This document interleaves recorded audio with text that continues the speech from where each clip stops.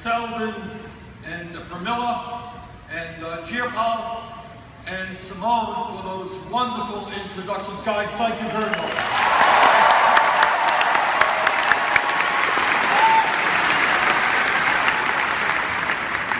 Brothers and sisters, what a turnout. Thank you so much for being here.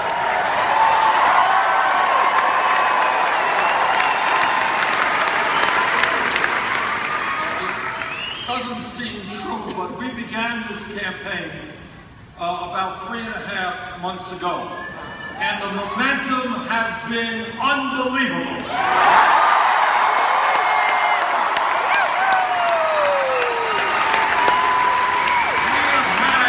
We've had huge turnouts in Burlington, Vermont, in Denver, in Minneapolis, in Madison, in Phoenix, in Portland, Maine, in New Orleans. But I want to tell you something tonight. We got 12,000 people here.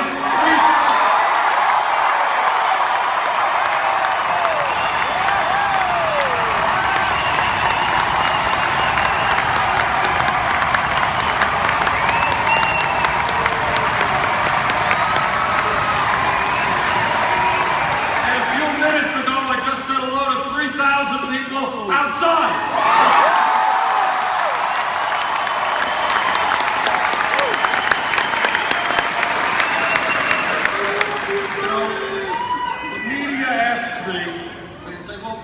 What's going on? Why do so many people come out? Why do you have more individual campaign contributors than any other campaign?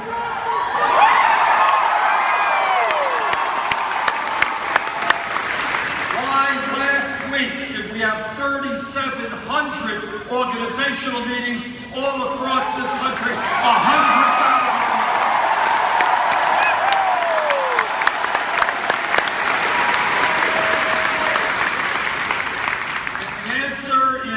Simple. The answer for why people are rising up is that all across this country, people are sick and tired of establishment politics, establishment economics, and they want real change. Yeah!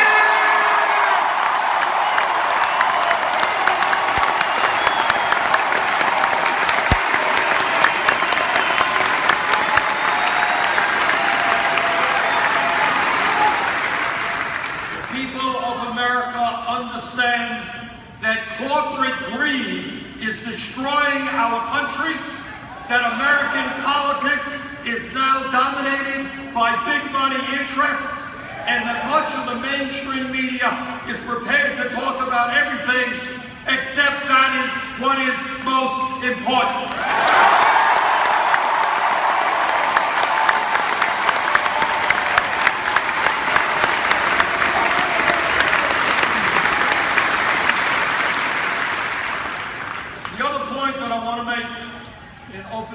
Is to tell you that this campaign differs from any other campaign because I will be very honest with you and tell you what few tell you.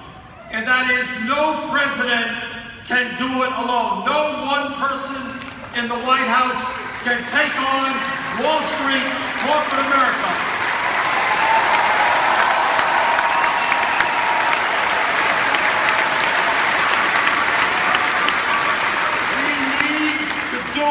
Together, we need a grassroots political movement from the west to the east, which tells the big money interests this country, our government, belong to all of us, not just a handful.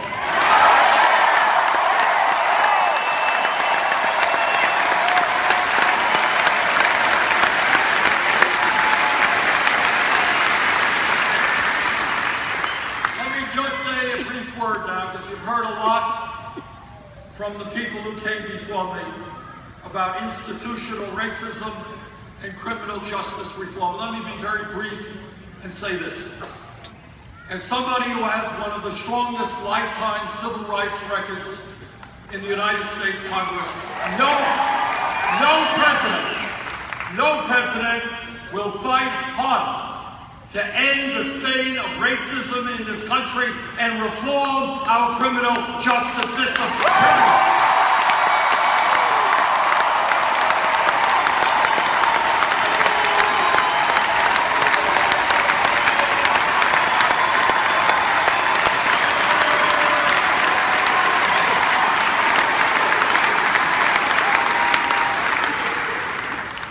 Brothers and sisters, today we are living in the wealthiest country in the history of the world. But almost nobody knows that because almost all of the wealth rests in the hands of the few.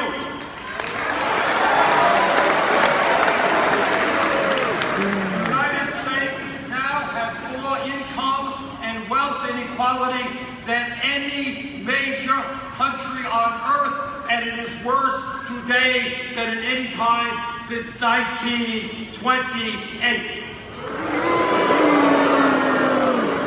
The issue of wealth and income inequality is the great moral issue of our time. It is the great political issue of our time. It is the great economic issue of our time, and together we will address it.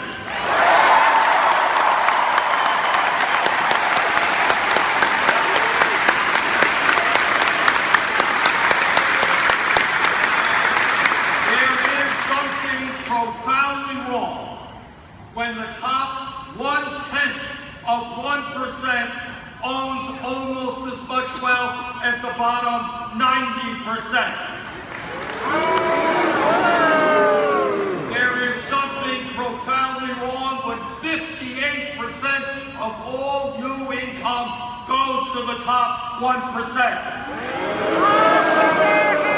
There is something profoundly wrong when we have seen in recent years a proliferation of millionaires and billionaires while the average American works longer hours for lower wages, and we have the highest rate of childhood poverty of any major country. That is wrong. That is unacceptable. That will change.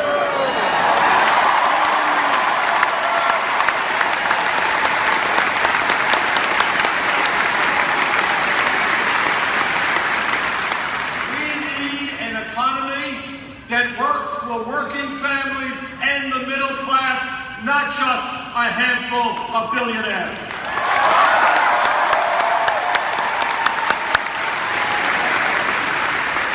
This campaign is sending a message to the billionaire class. And that message is simple and straightforward. You cannot have it all.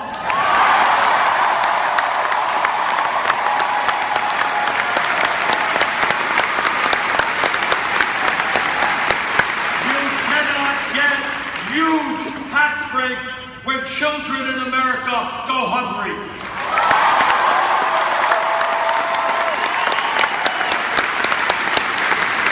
You cannot continue to send our jobs abroad when millions of Americans are in desperate need of work right here.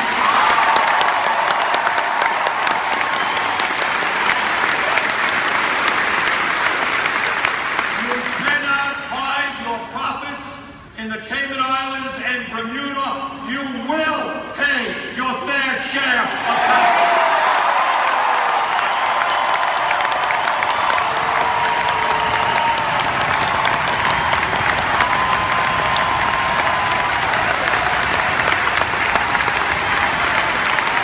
The billionaire class cannot take advantage of all of the benefits of America if they do not accept their responsibilities as Americans.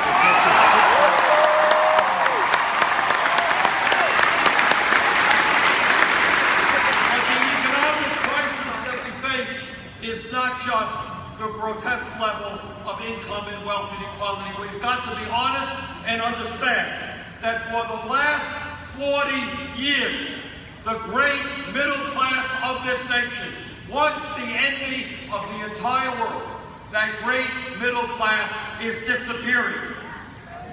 Despite exploding technology and increased worker productivity, median family income is almost $5,000 less today than it was in 1999.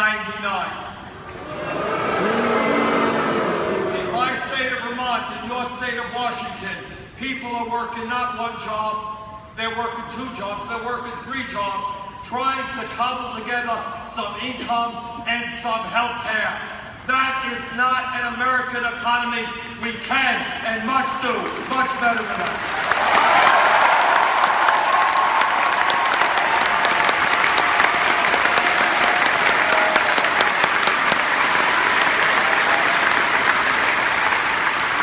When we talk about the economy and what's happening to working families, it is important for you to understand that real unemployment is not the 5.3% which the newspapers report. That's official unemployment. Real unemployment includes those people who have given up looking for work and the millions of people who are working part-time when they want to work full-time.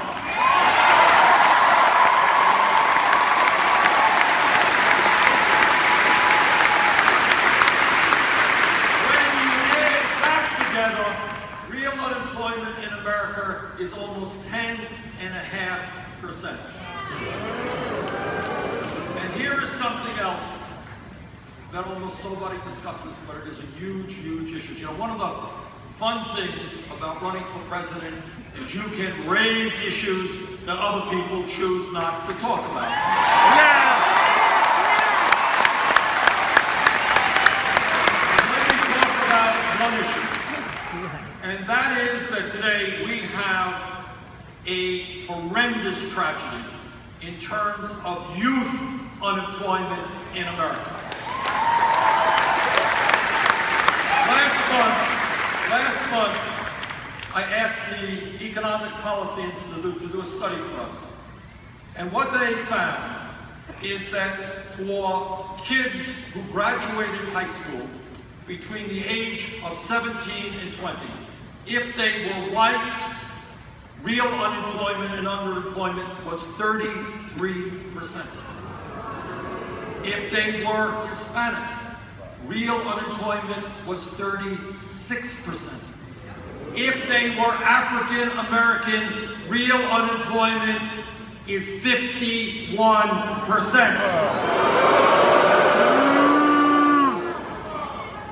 Now, there is no excuse for the United States of America having more people in jail than any other country on earth, more than China.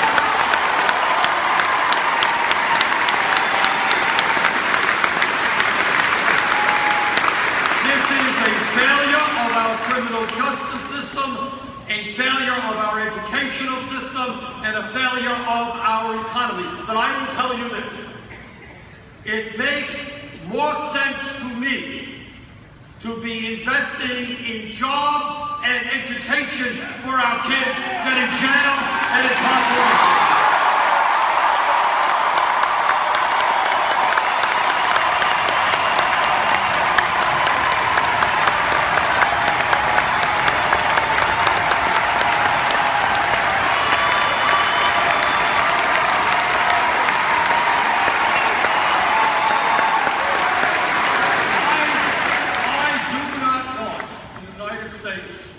To continue to have the ugly distinction of having more people in jail. I want the United States to have the proud distinction of having the best educated population on earth.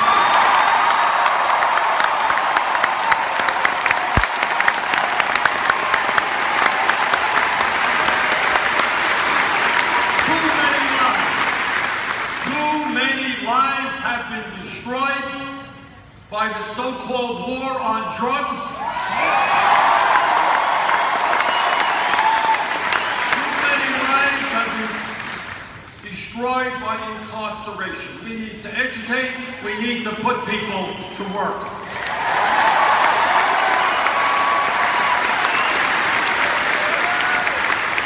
And when we talk about the economy, it is also important to put on the table that tens of millions of our people are working today at totally inadequate low wages.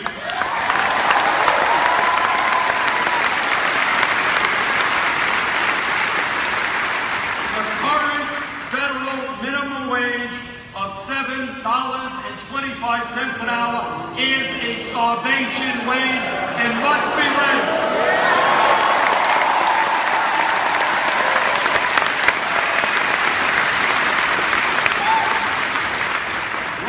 Congratulate the people of Seattle, your city council, and all those who stood up and said that we need a living wage for workers, $15 an hour.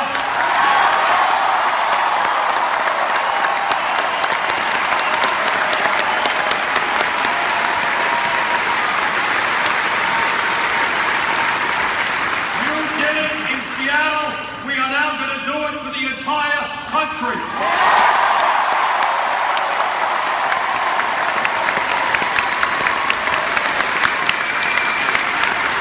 The simple truth is, not a radical idea, is that no person who works 40 hours a week should be living in poverty. Wow.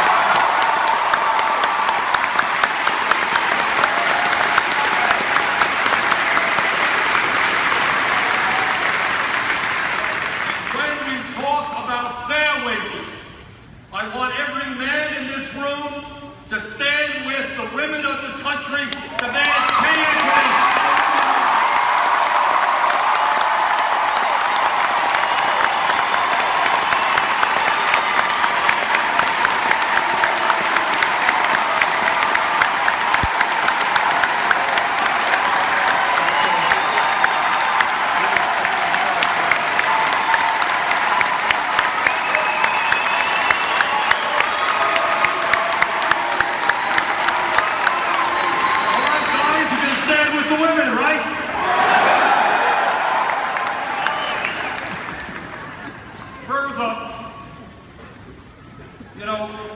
Many Republicans talk about family values. You've heard them talk about family values? Just heard them the other night, and they just love families. Well, I've got 4 kids. I've got 7 beautiful grandchildren. My wife and I have been married for 27 years. We believe in family.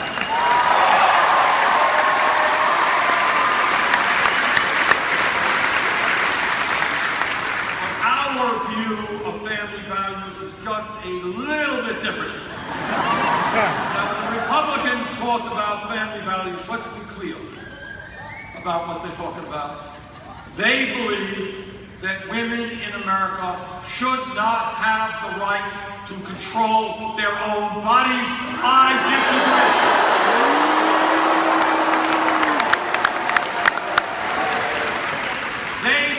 That women in America should not have the right to buy the contraceptives they need. I disagree.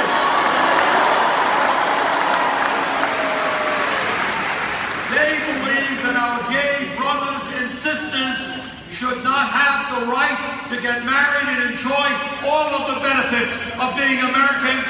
I disagree.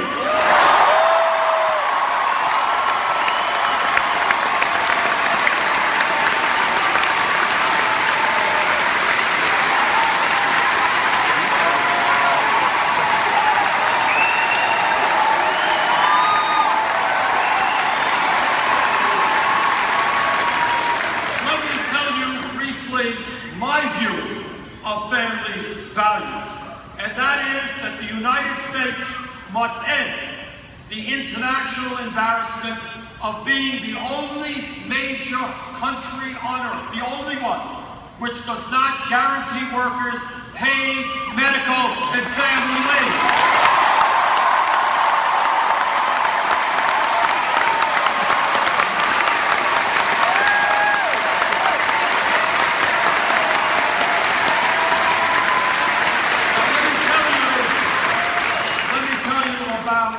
Real family values, and that is that today in the state of Washington, in the state of Vermont, a woman is having a baby. It is an extraordinary day for that woman. for her family, and a pretty big day for the baby as well. But here's the point. Here is the point. If that woman, if that family has sufficient income, that mom and the dad will be able to stay home for weeks and months, getting to know and love their baby, getting to bond with their baby. Something, for those of you who have kids know, is the most extraordinary moments of our lives.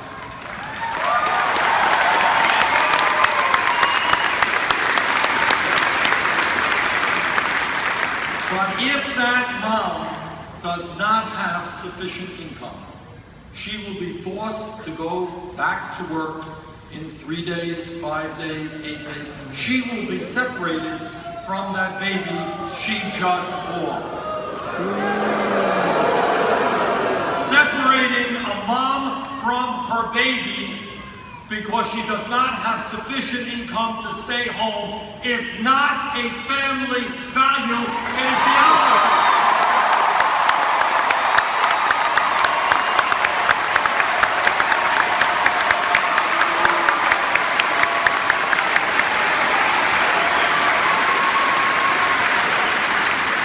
That is why I will fight for 12 weeks of paid family leave.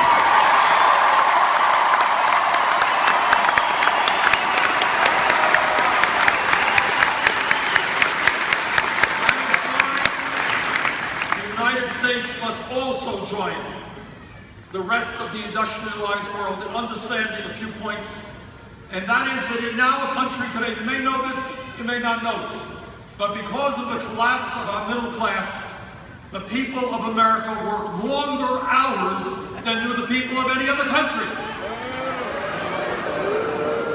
And yet, despite the fact that 85% of men are working more than 40 hours, 65% of women are working more than 40 hours. There are jobs that are being offered today that provide zero, none paid vacation time. And that is why I will fight for 10 days paid vacation time for every worker in America.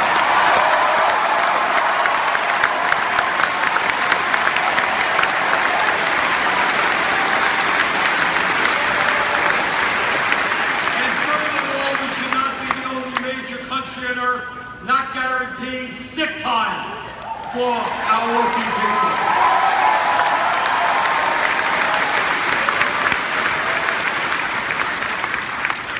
When we talk about the economy and when posters go out and they call you up and they say, what is uppermost on your mind? What do you feel most strongly about?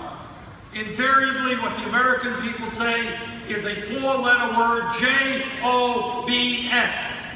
People understand how fragile the economy is. They understand that if you're 55, you can be replaced tomorrow by somebody half your age and half the wages. They understand that if you're young, how hard it is to get a job, especially a job equivalent to your education. People...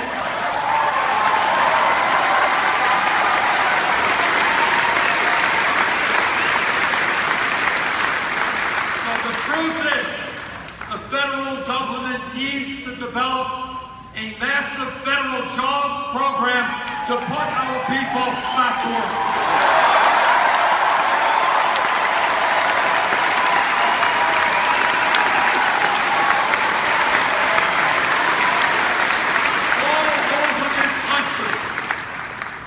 All over this country, our infrastructure, our roads, bridges, rail, airports, wastewater plants, water plants, levees and dams are crumbling. We used to have the best infrastructure in the world.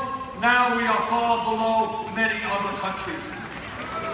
Let us invest, and I've put forward legislation, $1 trillion over 5 years, rebuild our infrastructure, create up to 13 million foot-paying jobs.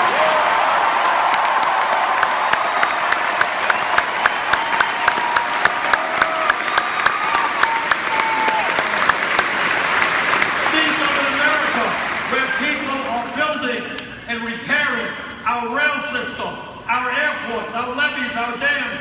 improving our bridges, improving our roads. We can make America safer, more efficient, more productive. Let's do it.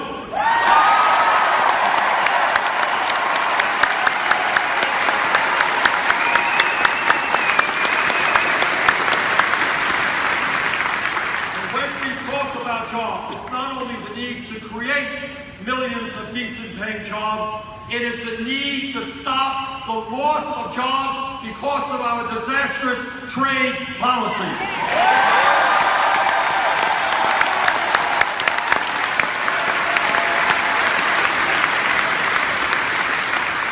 You are looking at a senator and a former congressman who voted against NAFTA, against CAFTA, against permanent trade relations.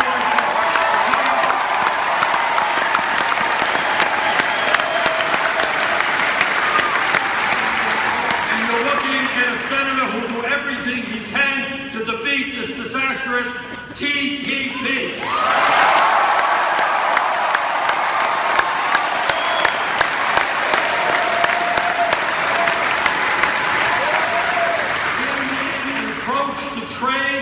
Which works for working families, not just the CEOs of large corporations.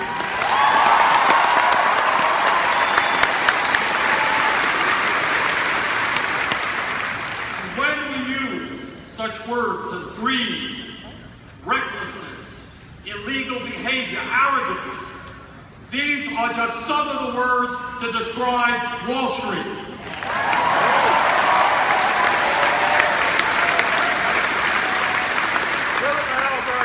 We bailed out Wall Street because they destroyed the American economy and because they were, quote unquote, too big to fail. Today, most of the major banks are bigger now than they were when we bailed them out because they were too big to fail. My view is pretty simple. If a bank is too big to fail, it's too big to exist, we got to break them.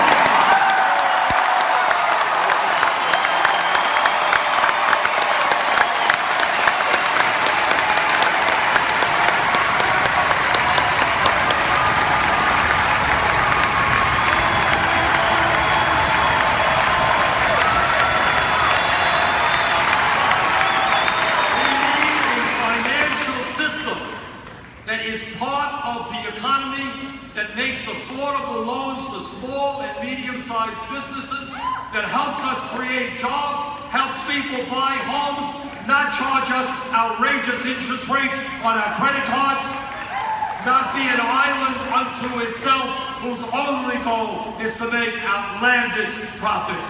Let's break them up.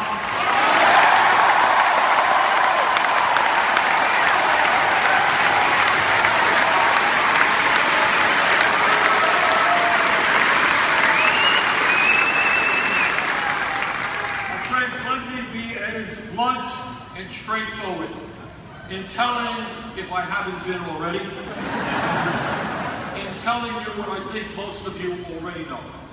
And that is, as a result of the disastrous Supreme Court decision in the Citizens United case.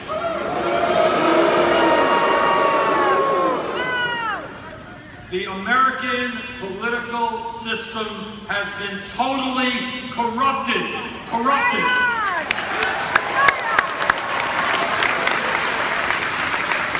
No mistake about it.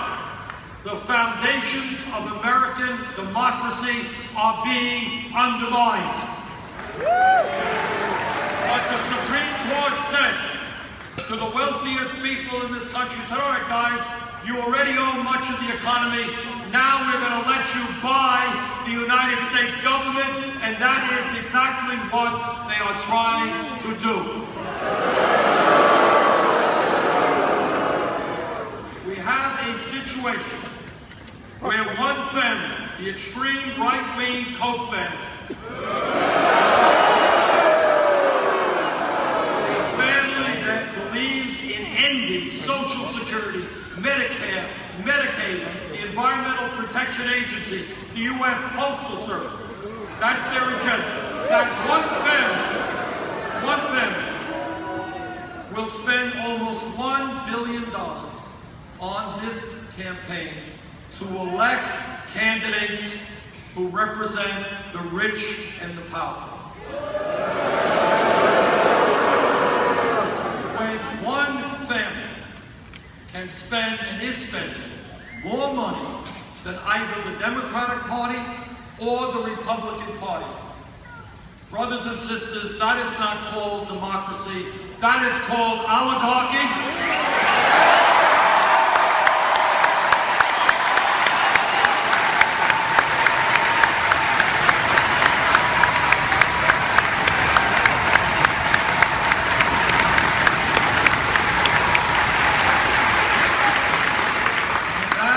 Why we have got to overturn Citizens United.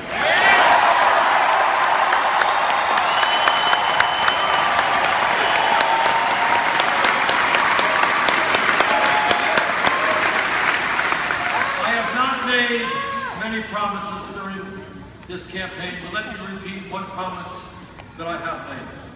And that is, any nominee of mine to the U.S. Supreme Court will, in fact, have to pass a litmus test. Yeah.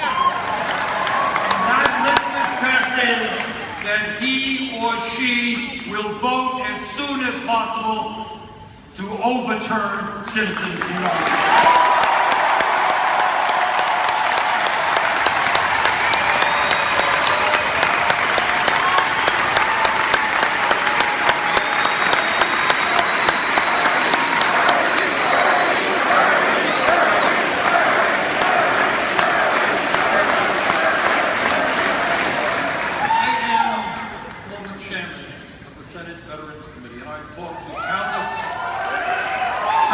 Veterans who put their lives on the line to defend this country and to defend democracy. And we cannot allow the billionaire class to destroy American democracy. We've got to stand up and make it crystal clear that not only will we overturn Citizens United, we're going to move toward public funding of elections.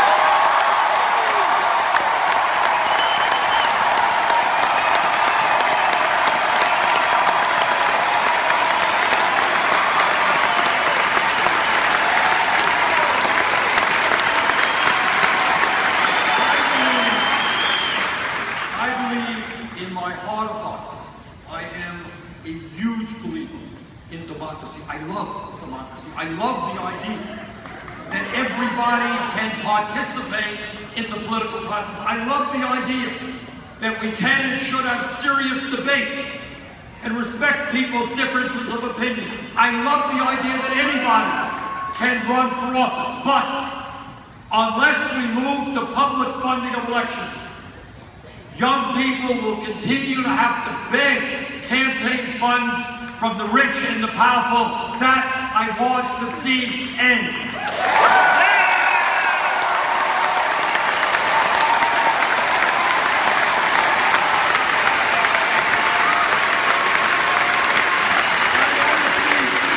I want to see people here tonight and others, regardless of their political views, conservatives, moderates, progressives.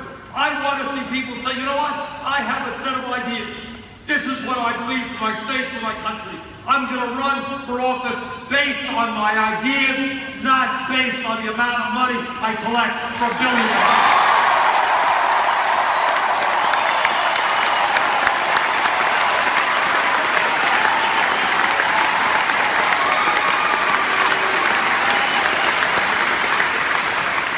The other day, a few days ago, in D.C., I was at a meeting, function at an event with Martin Luther King III and the Southern Christian Leadership Conference, a major civil rights group.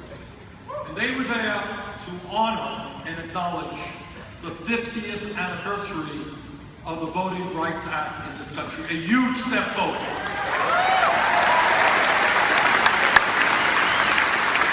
But they were also there, and I was also there, to say loudly and clearly that the Supreme Court's gutted of the Civil Rights Act 2 years ago is unacceptable.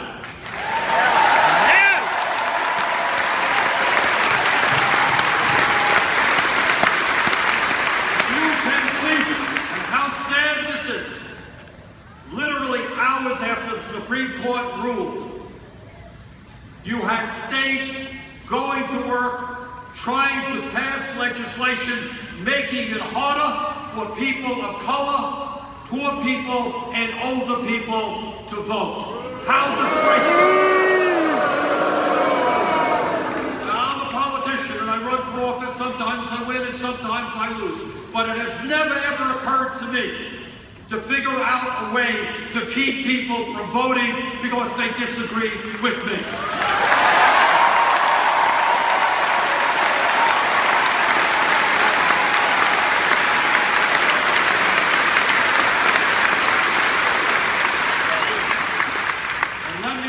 Say as clearly as I can, those people who are trying to keep their fellow Americans from voting, coming up with these phony voter fraud concerns, those people are political cowards who don't have the guts to defend their ideas.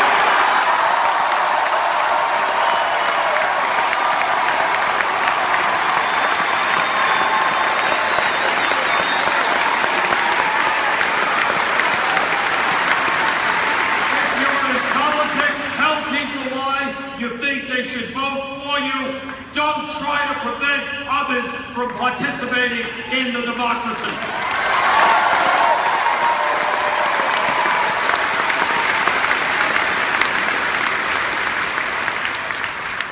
Today in America, all of you know, we are living in a highly competitive global economy. And if we are going to succeed, we need the best educated workforce in the world.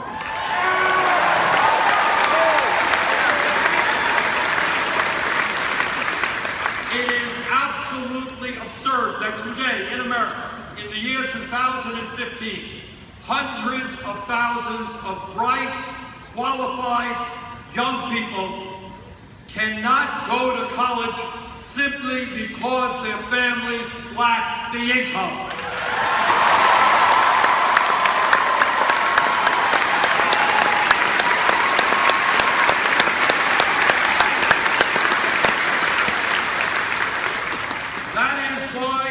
Introduce legislation that does a couple of fairly revolutionary things.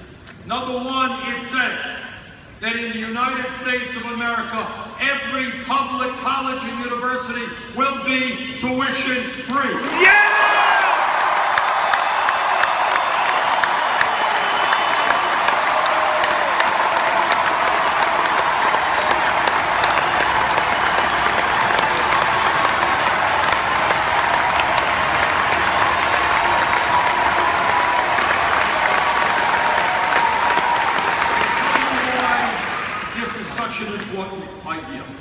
It's not just, obviously, that it will make life easier financially for those who are going to college, but it does something much more.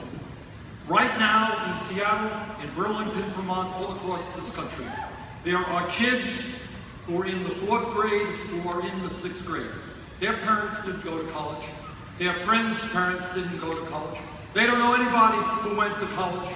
And the idea of going to college is something outside of their worldview.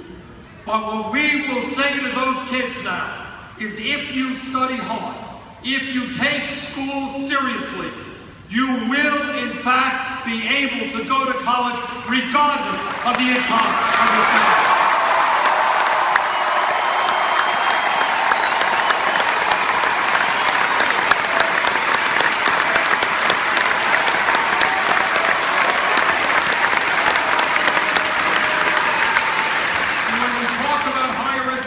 Financing, we also have to talk about the absurdity of millions of young and not so young Americans saddled with oppressive student debt.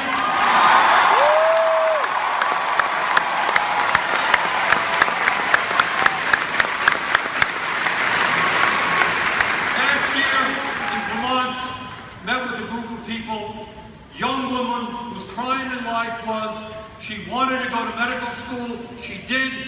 She wanted to practice primary care with low-income people. That's what she's doing. Exactly the kind of doctors we need. She left school $300,000 in debt. Talked to a young woman in Iowa. She went to dental school. We have a dental crisis in America. We need more dentists. She left dental school $400,000 in debt. And millions of others leaving college $40,000, $50,000, $60,000 in debt. Now, what sense is it that people today with student debt are paying 6, 8, 10% interest rates on that debt when you can refinance your home for 2 or 3%?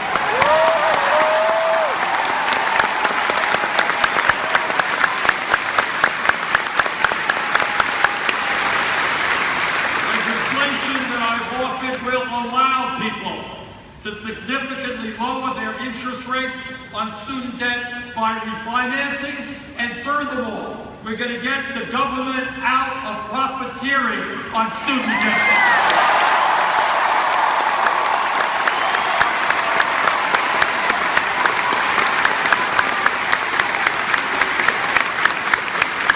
It makes no sense that you have people working today paying 20 or 25% of their income, paying it back on their student loans.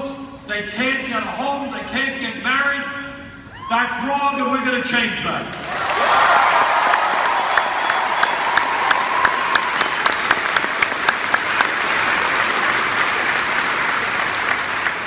When we talk about our responsibilities as human beings and as parents, there is nothing more important than leaving this planet healthy and habitable for our kids and our grandchildren.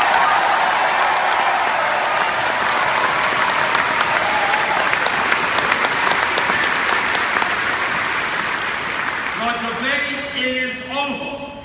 Now, it's not over on Fox TV. They forgot to talk about it the other day. The scientific community tells us that climate change is the great global crisis we face.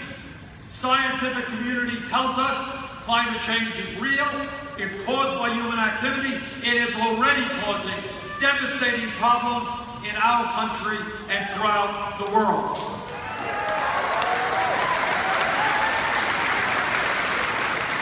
And what the scientists tell us is that we have a reasonably short window of opportunity to prevent horrendous things from happening to this planet. What they say, and I'm on the Environmental Committee and the Energy Committee, what the scientists tell us, if we don't get our act together, this planet Earth will become 5 to 10 degrees warmer by the end of the century.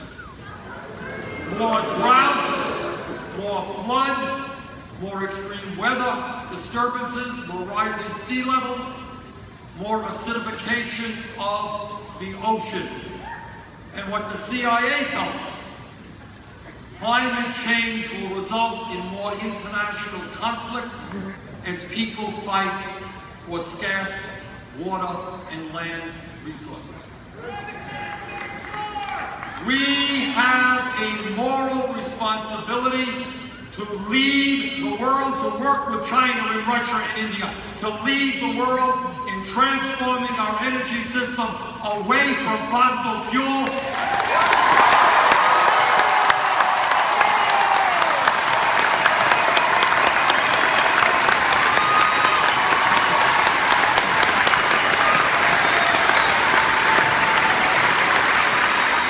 Into energy efficiency and sustainable energies like wind, solar, geothermal, and others.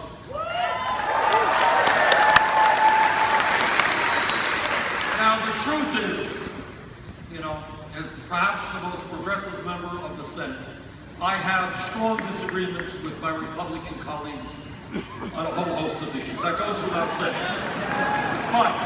But on this issue, what we are seeing is not a disagreement. We are seeing an international embarrassment when you have a major political party denying the reality of what science is telling us.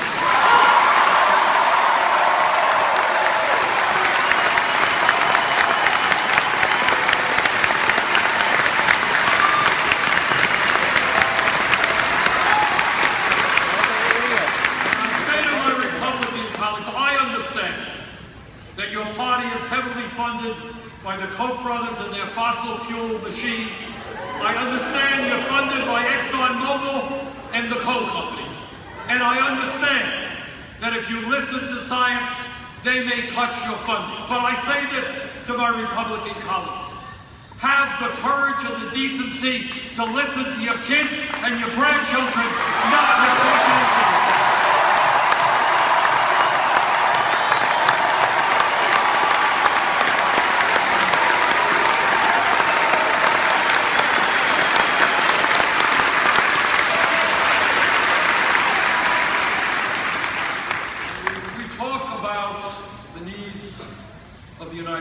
Working people in the United States.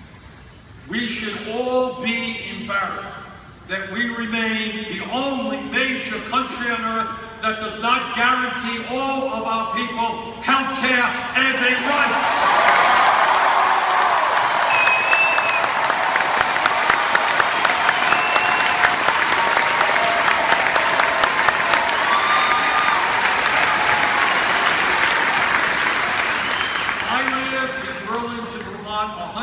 Away from Canada, they've got a national healthcare system. Germany has a healthcare system. The UK has a national healthcare system. Scandinavia has a national healthcare system. And the United States of America must have a single-payer Medicare plan.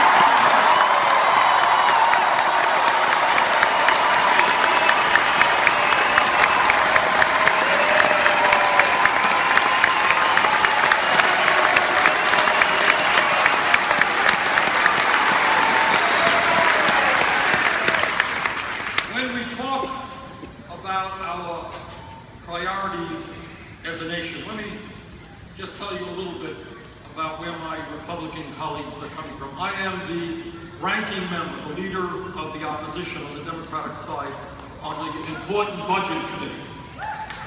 Several months ago, the Republicans control the House and the Senate. They passed their budget. Media didn't report about it very much, but I want to tell you what was in that budget. What the Republicans did was throw in their budget, recommended to the appropriations committees, that they end the Affordable Care Act, cut Medicaid by over $400 billion, which meant, and no one denies this, 27 million Americans would be thrown off of health insurance.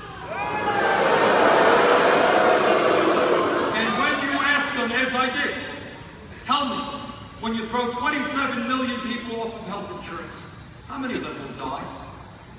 How many of them will end up much sicker than they otherwise would have been? And you know what their answer is? No answer at all. They don't care. And in their budget, over a 10-year period, when millions of families are struggling to figure out how they're going to send their kids to college, they cut the Pell Grant program by $90 billion.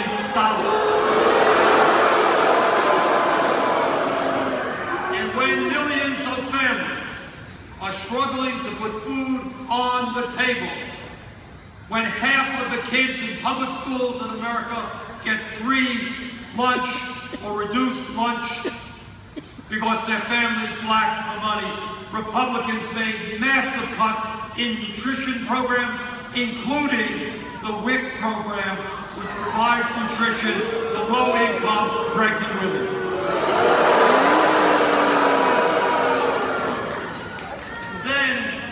To give you an idea of their priorities, to add insult to injury, they proceeded to provide over $250 billion in tax breaks to the richest 0.2%.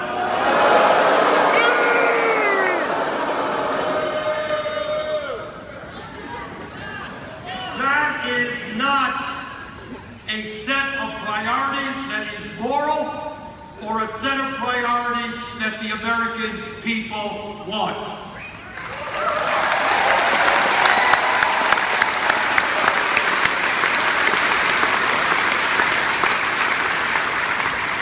Brothers and sisters, what this campaign is about is to bring people together who have a very different set of priorities than Republican priorities.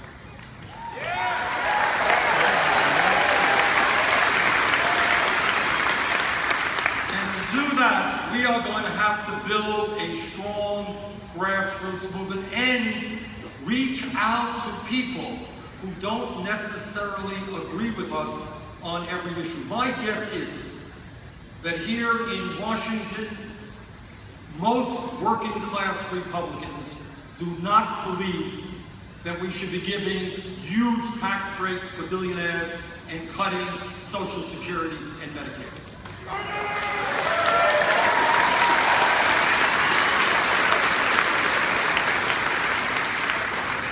Our job is to reach out to those Republicans. Our job is to reach out to young people who don't understand the significance of politics for their lives. Our job is to bring people together. We have got to end the divisions in this country between gays and straights,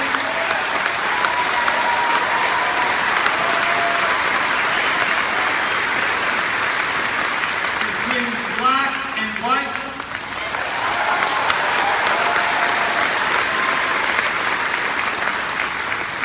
And we have got to also understand that when we bring people together, we cannot forget that there are 11 million people in this country who are living in the shadows. We've got to bring them out of the shadows.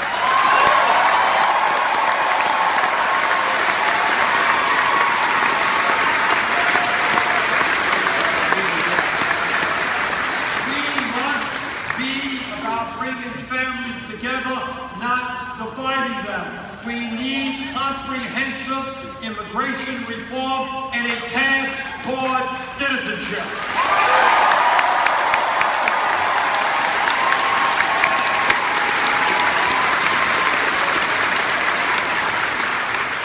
Yesterday, I had a conversation with the president about the situation in Iran. We chatted for a while. And what I get very nervous about is that apparently many of my Republican colleagues and Republican candidates for president have forgotten the lessons of the wars in Afghanistan and Iraq.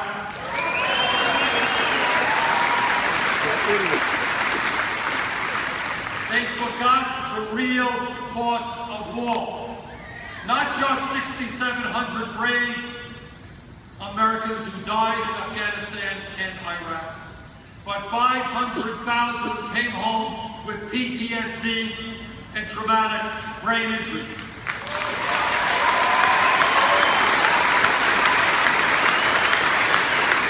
And if this country needs anything, we must make certain that every veteran gets the health care and all the benefits that they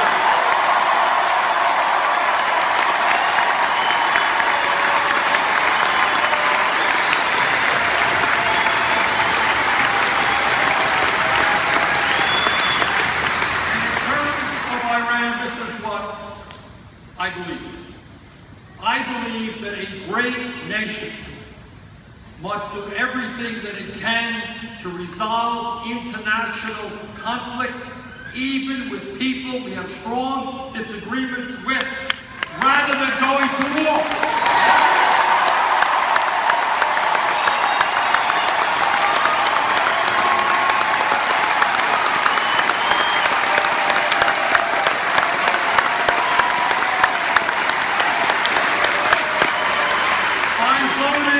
Against the war in Iraq because I had a sense of the kind of destabilization it would bring about. I want to give peace every chance, every opportunity.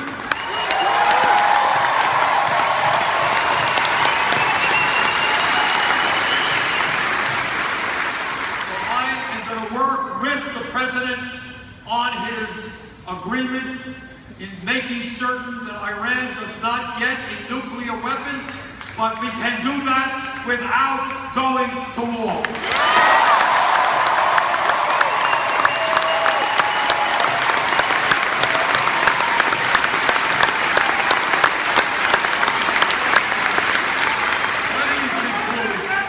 Let me conclude by just saying this. I hope very much that the thousands of people here tonight are prepared to think big, not small. I hope you are prepared to imagine the kind of country we can create when government works for all of us and not just a few.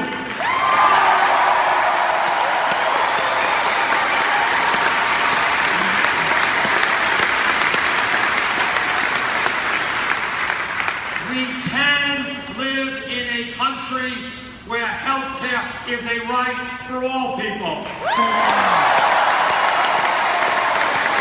We can live in a country in which we have the best child care and pre-K system in the world.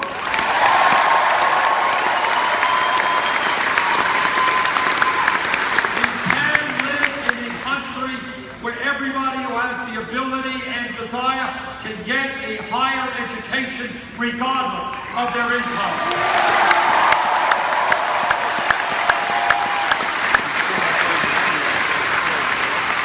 We can live in a country where our seniors can retire with dignity and not have to choose between food and medicine. We've got to...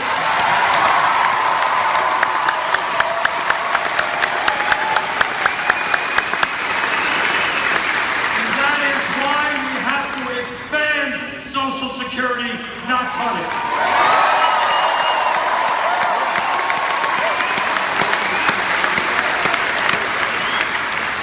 We can live in a country where everybody, regardless of their race, their religion, their disability, or their sexual orientation, realizes the full promise of equality that is our birthright as Americans.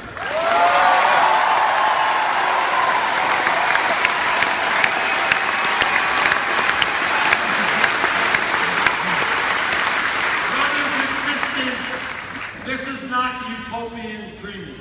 This is the country we can create if we are prepared to stand together, if we are prepared to take on the billionaire class, if we are prepared to create a vibrant, powerful political movement. Thank you all.